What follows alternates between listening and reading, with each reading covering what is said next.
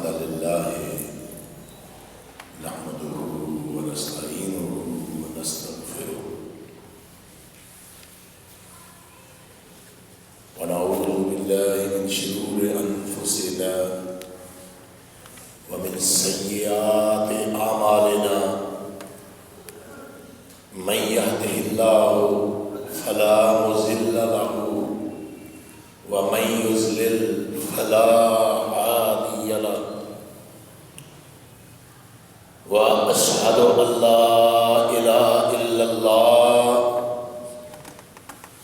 وأشهد أن محمدا عبده ورسوله أما بعد فإن خير الحديث كتاب الله وخير الهدي هدي محمد صلى الله عليه وسلم وشر الأمور محدثاتها وكل محدثة بدعة وكل بدعة ضلالة وكل ضلالة في النار.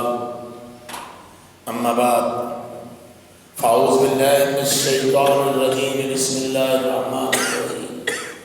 أفمن زين له سوء عمله فرآه حسنا فإن الله يضل من يشاء ويهدي من يشاء فلا تذهب نفسك عليهم حسرات إن الله عليم بما يصنعون.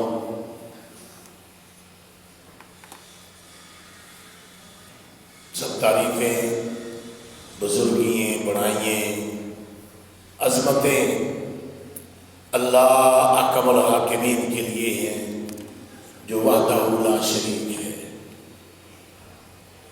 نہ اس کی ذات میں اس کا کوئی شریک ہے، نہ اس کی صفات میں کوئی اس کا شریک ہے، نہ کوئی اس کا ہمسر ہے اور نہ کوئی اس کا مقابلہ ہے. جو چاہتا ہے، جیسے چاہتا ہے، جب چاہتا ہے کرتا ہے، کوئی اس کو روک ٹوک نہیں ہے.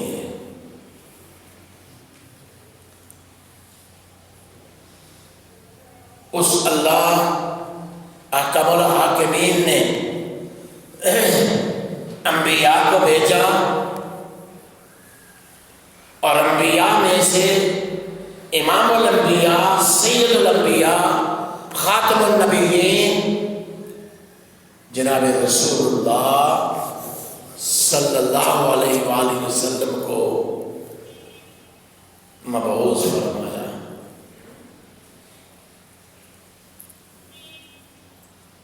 اور آپ پر اللہ نے شریعت کو مکمل کر دیا.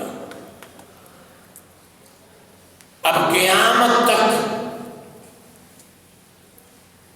نہ کسی کو اس میں کمی کرنے کا اختیار ہے، نہ زیادتی کرنے کا اختیار ہے. اور قیامت تک یہ دین ہر دور کے لیے کامل ہے اور فطرت کے عین مطابق ہے. جو شخص یہ کہتا ہے کہ میں اس بات کو نہیں مانتا اس لیے کہ وہ دور تو اور تھا، وہ تو پتھر کا دور تھا، اور آج جہاں انسان پہنچ چکا ہے اپنی تباہی و بربادی کو لے کر، علمان الحافظ، دین کی بھی تباہی، دنیا کی بھی تباہی.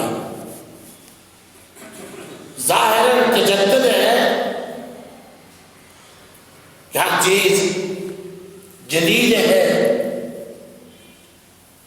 معاشرے بڑے آگے نکل چکے ہیں، لیکن پستیوں کی انتہا ہو چکی ہے، اس لیے کہ یہ معاشرہ اب دین سے دور ہو گیا ہے. اور جو دین کو چھوڑ دیتے ہیں، اور یہ سب سے بڑا اپنی نمونہ جو آج ہم ایک نہیں جہاں بھی آپ چلے گئے، جمعے کے دن ہی اہتمام نہیں ہوتا، باقی دنوں کو آپ چھوڑیں، جمعے کے دن ہی ہم اہتمام نہیں کرتے.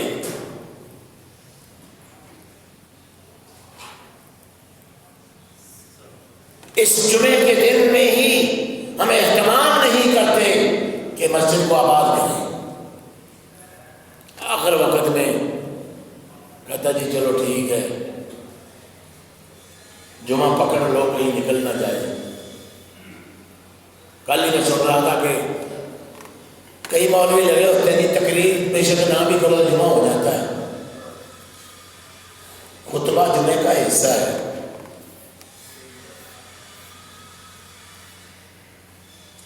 پھر تو بالکل ہی ہم دین سے دور چلے گئے. اگر ایک جمعے کے دن بھی ہم نے اللہ اور اس کے رسول کے احکامات کو نہیں سننا اور ہمیں جمعے کے دن بھی فرصت نہیں ہے پھر تو علمان الحافظ. اور یہ جہالت کا نتیجہ ہے. یہ 3-4 دن پہلے جو ایک واقعہ ہوا نا جہالت کا بہت بڑا نتیجہ ہے کہ ایک شخص نے کہا جی اللہ کی سوا کوئی نہیں دے سکتا نبی بھی نہیں دے سکتے تو دوسرے نے کہا یہ تو مستاق رسول ہے گولی مار دی اس کو. کل مجھے ٹیلی فون آیا ہے گاؤں سے یہاں شاہکوٹ کے قریب سے کہ ایک بندے نے اسی طرح توحید کی بات کی تو اس کو مار مار کے بے ہوش کر دیا اور پھر تھانے دے دیا اور پھر پتہ نہیں اس کو کدھر لے گئے. حکومت بھی جہالت میں ڈوبی ہوئی ہے اور عوام بھی جہالت میں ڈوبے ہوئے ہیں. اگر یہ کھیل شروع ہو گیا اس سے کوئی نہیں بچے گا. اہل توحید کو تم گستاخی کا فتویٰ لگا کر گولی مار دیتے ہو. سب سے بڑے گستاخ تم لوگ ہو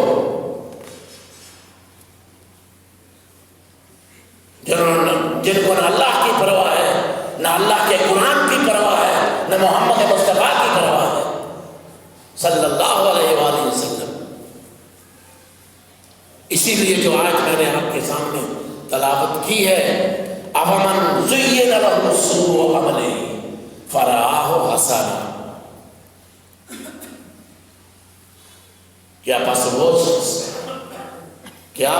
شخص سوالیہ انداز اللہ کمل حاکمین کا کیا بس وہ شخص زین لہ سوء عملہ کہ اس کے برے عمل اس کے لیے مزین کر دیے گئے. یہ برے اعمال بڑے خوبصورت بنا کر پیش کیے جاتے ہیں.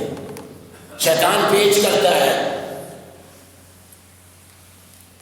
کہ اس سے اچھا عمل کون سا ہو سکتا ہے. جی آپ رسول اللہ صلی اللہ علیہ وسلم کی میلاد مناتے ہیں. کبھی آپ نے سوچا چھوڑ دیں آپ باقی زندگی کو آپ کو 40 سال چھوڑ دیں وہ 23 سالہ نبوت میں اگر یہ دن اتنا ہی اور اس طرح منانے والا ہوتا تو کائنات کے امام سب سے پہلے اپنا دن مناتے اور جس کا دن ہے اس نے منایا نہیں ہے. شریعت میں پیچھے جو میں تھوڑا سا اشارہ کیا تھا کہ اللہ کے نبی صلی اللہ علیہ وسلم کب پیدا ہوئے اہل علم کا اس میں بہت زیادہ اختلاف ہے اور جو صحیح ترین اقوال ہیں وہ 9 ربیع الاول ہے. 9 ربیع الاول صرف ابن شام نے 12 ربیع الاول لکھا ہے. پچھلے جمعے میں نے جس کا نام لیا تھا محمود پاشا جو حیات دان بھی تھا ریاضی دان بھی تھا اس نے تجزیہ کیا ہے. اس نے کہا اپریل کے مہینے میں 571 کو ربیع الاول کے مہینے میں پیر کا دن 12 ربیع الاول کو آیا ہی کوئی نہیں.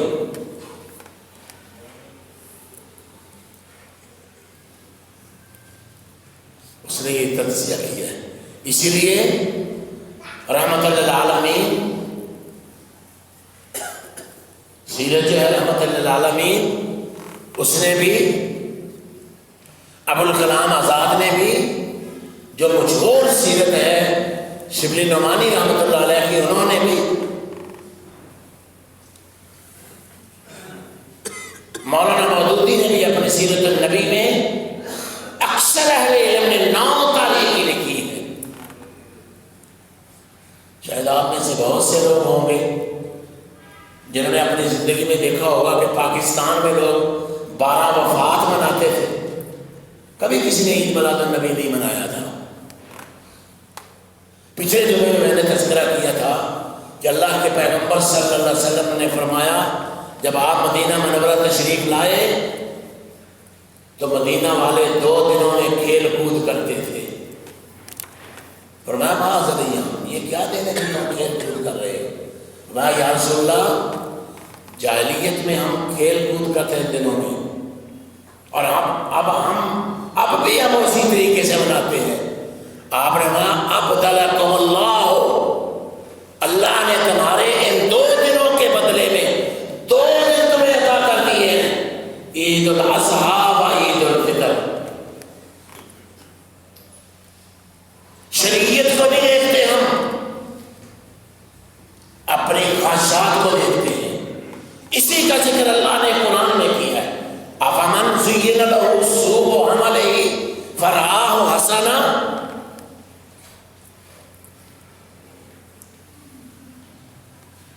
کیا بس وہ شخص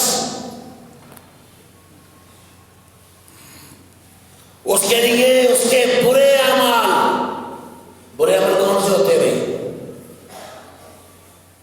بدعت کس کو کہتے ہیں؟ آگے آئے گی تجویز اس کی. الحدث بدعت کا مطلب ہے نئی چیز،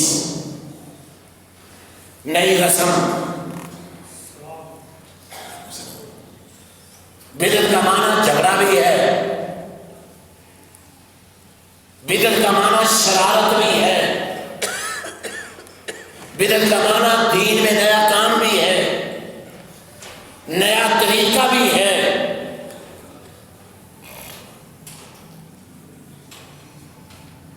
بدعت کا معنی جس کی کوئی سابق مثال نہ ہو.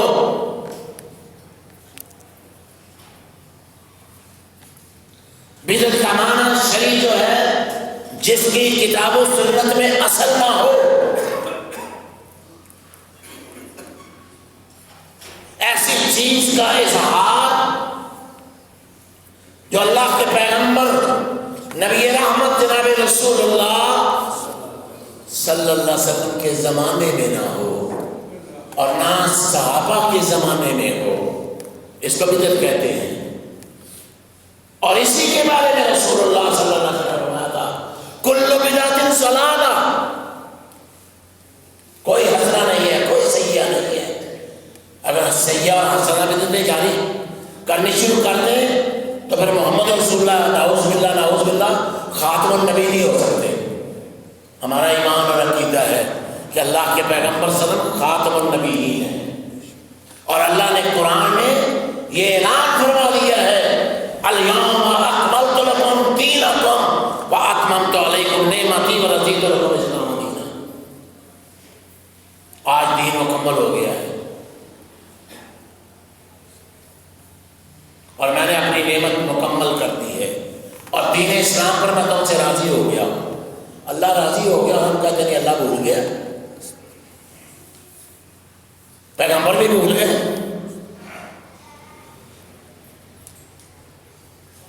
پیغمبر کو نہیں پتا تھا کہ بدعت حسنہ ہے اور میری پیدائش کا دن ہے، اس کو اس طرح منانا چاہیے. گلی کوچوں میں نعرے مارتے ہوئے، اور جو نہیں مناتا اس کو کہتے ہیں یہ دین سے خارج ہو گیا.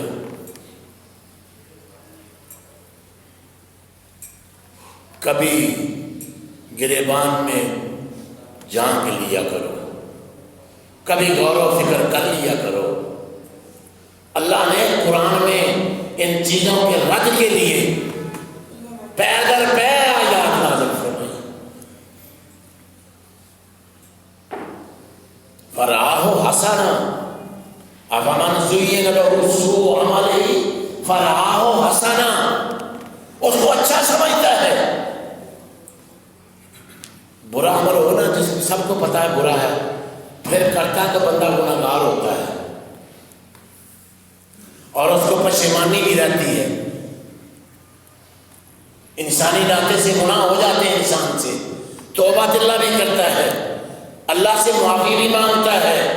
اگر اس کے دماغ میں یہ چیز آ جائے نہیں جو کچھ میں کر رہا ہوں عین شریعت ہے اور یہ صحیح ہے، پھر تو معافی کا سوال ہی پیدا نہیں ہوتا کہ کبھی معافی مانگے. وہ تو اپنے آپ کو سب سے بڑا حق پر سمجھ رہا ہے. لوگوں حق وہ ہے جو جناب محمد رسول اللہ صلی اللہ علیہ وسلم لے کر آئے، وہ حق ہے. اسی لیے اللہ کے پیغمبر جناب رسول اللہ صلی اللہ علیہ وسلم نے واضح طور پر یہ متواتر حدیث ہے، متواتر، من کذب علی متعمدا فلیتبوأ مقعدہ من النار. جو مجھ پر جان بوجھ کر جھوٹ بولے کہ میں نے یہ فرمایا ہے اور میں نے وہ بات نہ کبھی فرمائی ہے، نہ کبھی کی ہے، نہ کبھی حکم دیا ہے، فَلْيَتَبَوَّأْ مَقْعَدَهُ مِنَ النَّارِ، وہ سمجھ لے کہ میرا ٹھکانہ جہنم میں ہے. حدیث کا پتہ چل گیا؟ دل و دماغ میں یہ بیٹھ گئی حدیث، اس کی سمجھ آ گئی ہمیں کہ کوئی اور تشریح ہو سکتی ہے اس کی کہ جو مرضی کرے ہمارے لیے تو ساری راہیں کھلی ہیں، ہم اپنی مرضی نہیں کر سکتے دین میں.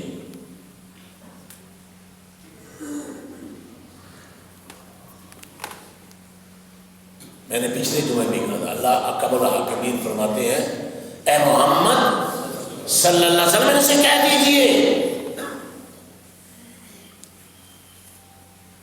میں اپنی طرف سے اس قرآن کو نہیں بدل سکتا، اس دین کو میں اپنی طرف سے نہیں بدل سکتا. حالانکہ سارا دین جناب رسول اللہ صلی اللہ علیہ وسلم پر نازل ہوا، ایک ایک حرف دین کی ایک ایک عقائد ہمارا ایمان ہے کہ رسول اللہ صلی اللہ علیہ وسلم نے بیان فرمائی.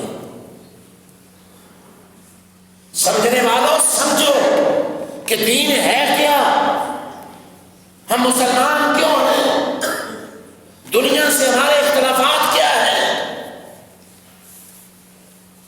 ہمارے اختلافات یہ ہیں کہ اللہ نے ہمیں قرآن جیسی عظیم کتاب دی ہے اور محمد رسول اللہ صلی اللہ علیہ وسلم جیسے عظیم رہنما دیے. کائنات میں کسی کے پاس ایسی کتاب نہیں ہے، کائنات میں کسی کے پاس ایسے رہنما نہیں ہے.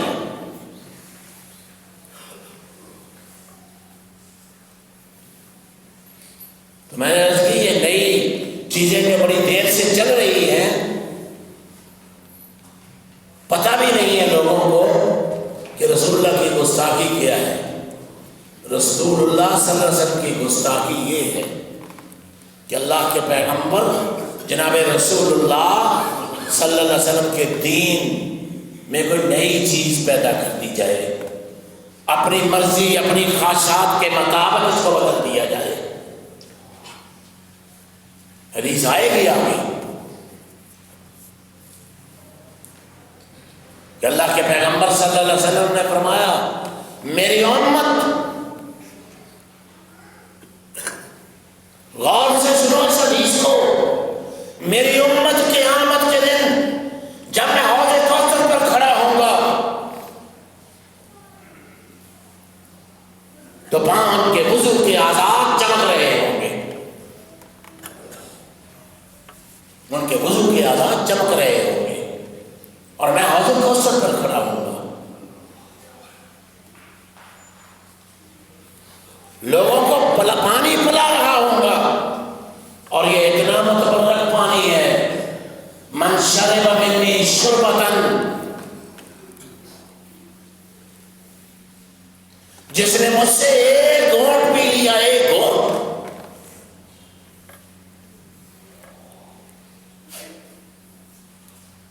50,000 سال کا وہ دن ہوگا، لم یسمع حتی یدخل الجنہ، اس کو پھر پیاس نہیں لگے گی، یہ گھونٹ پی کر اس کو پیاس نہیں لگے گی جب تک وہ جنت میں داخل نہیں ہو جائے گا۔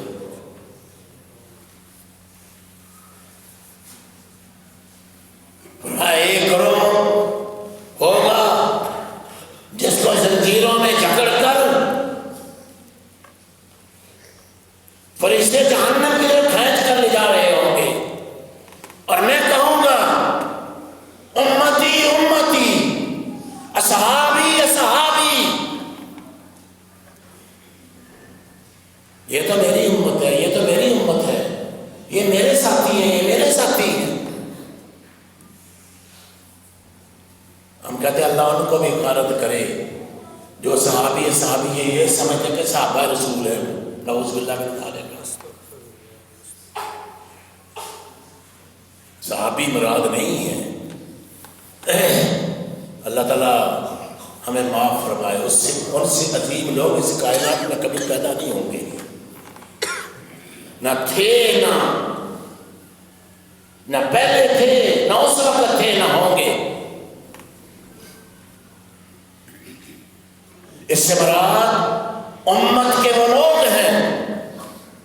جواب آئے گا انک لا تدری ما احدث بعدک، پیارے پیغمبر صلی اللہ علیہ وآلہ وسلم، انک لا تدری ما احدث بعدک، آپ نہیں جانتے آپ کے بعد انہوں نے کیا کیا،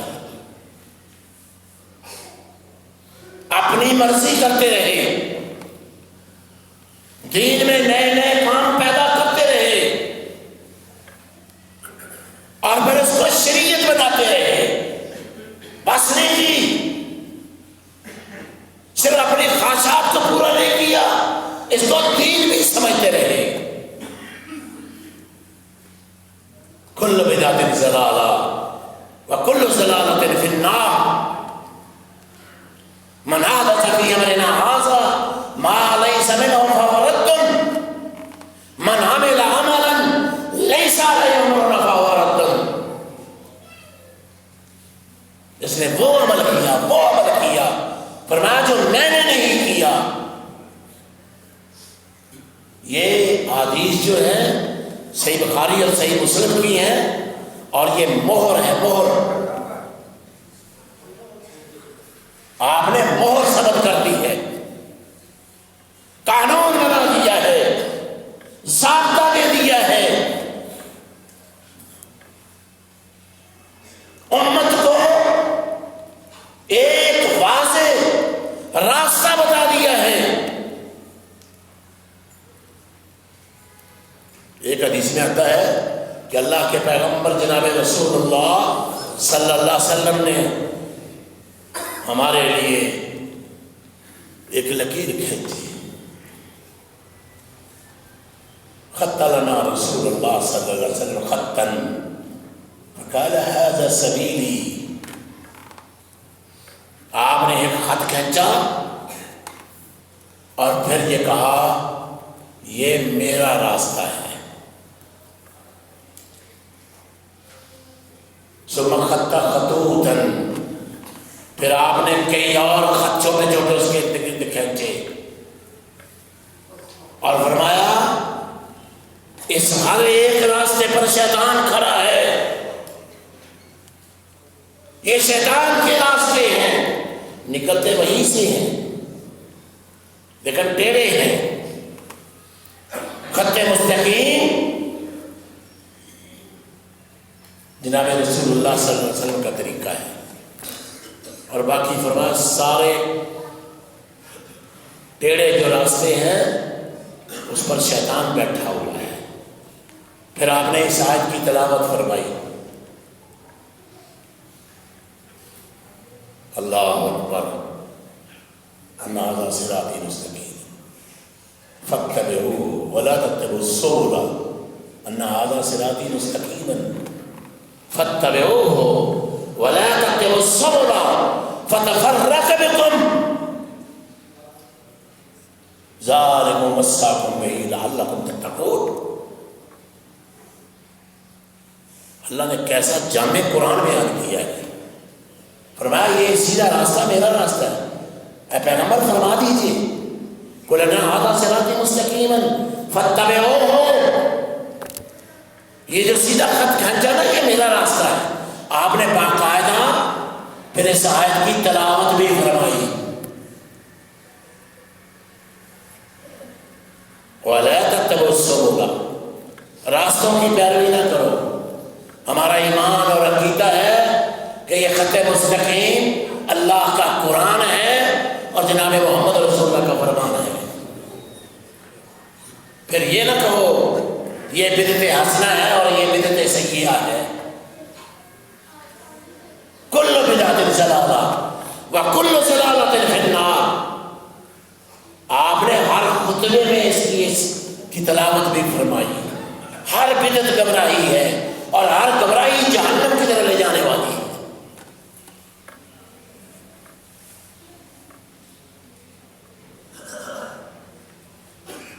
یہ عقیدے کی بات ہے، یہ مولویوں کی صرف لڑائی جھگڑے نہیں ہیں۔ اگر کوئی اس ذام میں رہے تو بے شک رہے، دل و دماغ میں یہ بٹھائے رکھے کہ سارے ٹھیک ہیں، جہاں بھی نہ چلو ٹھیک ہو، وہ اللہ کے سامنے خود ذمہ دار ہوگا۔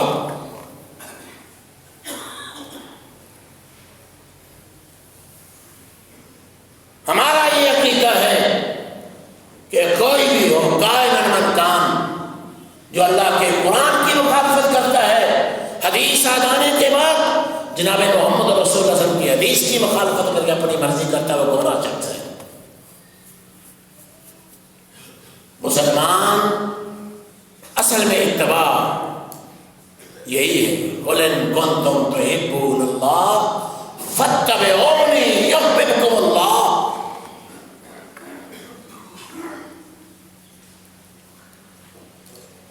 اگر تم اللہ کے قُلْ إِن كُنتُمْ تُحِبُّونَ اللَّهَ، اگر تم اللہ سے محبت کا دعویٰ کرتے ہو، فَاتَّبِعُونِي، پھر میری پیروی کرو، یحببکم اللہ، اللہ تم سے محبت کرے گا، ویغفر لکم ذنوبکم، اللہ تمہارے گناہ بھی معاف کر دے گا۔ لوگوں گناہ تب معاف ہوں گے جب ہم عقیدہ سمجھ کر اللہ کے قرآن کی پیروی کریں اور جناب محمد رسول اللہ کے طریقے کی پیروی کریں گے، ورنہ گناہ بھی معاف نہیں ہوں گے۔ اس دین کو ہم اپنے وجود پر بھی نافذ کر لیں۔ اسی لیے امام احمد رحمۃ اللہ علیہ فرمایا کرتے تھے، من ابتدع فی الاسلام بدعۃ فرآہ حسنا، جس نے اسلام میں کوئی نیا کام شروع کیا اور اس کو سمجھتا ہے کہ یہ نیکی کا کام ہے، اور اس کو سمجھتا ہے کہ یہ نیکی کا کام ہے، فقد زعم ان محمدا خان فی الرسالہ۔ بہت بڑی بات امام مالک کون تھے رحمۃ اللہ علیہ؟ یہ مدینہ منورہ میں مسند رسول صلی اللہ علیہ وسلم پر بیٹھنے والے اپنے دور کے سب سے بڑے امام تھے۔ فرمایا جس نے بھی دین میں کوئی نیا کام شروع کیا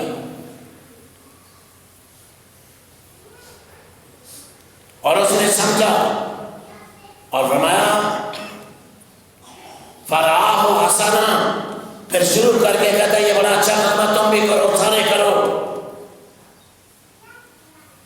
فقد زعم ان محمدا قد خان فی الرسالہ، اس نے یہ سمجھ لیا ہے کہ امام الانبیاء سید الانبیاء جناب محمد رسول اللہ صلی اللہ علیہ وسلم نے دین میں خیانت کی ہے، رسالت میں خیانت کی ہے۔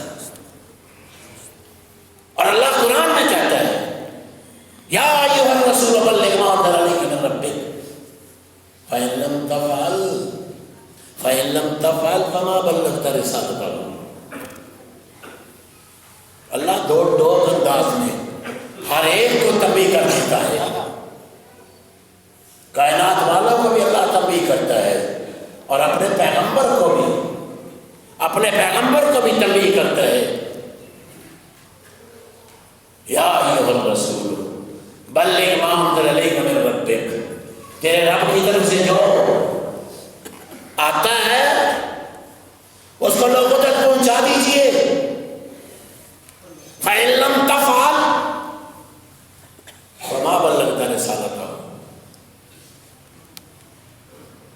اگر آپ نے اللہ کا پیغام لوگوں تک نہ پہنچایا تو آپ نے رسالت کا حق کی ادا نہیں کیا. اس امت کا بنے گا کیا؟ پھر آپ نے یہ آیت تلاوت فرمائی، الیوم اکملت لکم دینکم واتممت علیکم نعمتی ورضیت لکم الاسلام دینا. امام مالک نے پھر اس آیت کی تلاوت فرمائی اور فرمایا ما لم یکن یومئذ دینا فلا یکون الیوم دینا. اللہ اکبر. بہت بڑی بات امام مالک رحمۃ اللہ نے فرمائی. فرمایا جو پیغمبر اسلام نبی رحمت جناب رسول اللہ صلی اللہ علیہ وسلم کے دور میں دین نہیں تھا،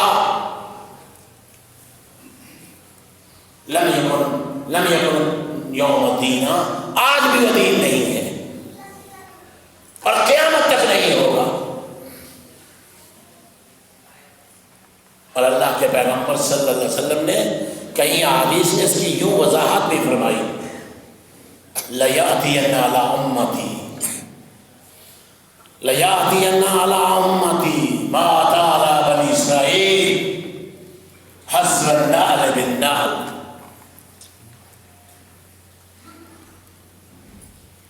میری امت پر بھی وہ وقت آئے گا، وہ دور آئے گا جو دور بنی اسرائیل پر آیا ہے. ان کان منہم من اطاع امہ علانیۃ، اگر کوئی اپنی ماں کے ساتھ کسی نے برا فعل کیا ہوگا تو میری امت میں سے بھی ایسے بدقسمت ہوں گے جو ایسا فعل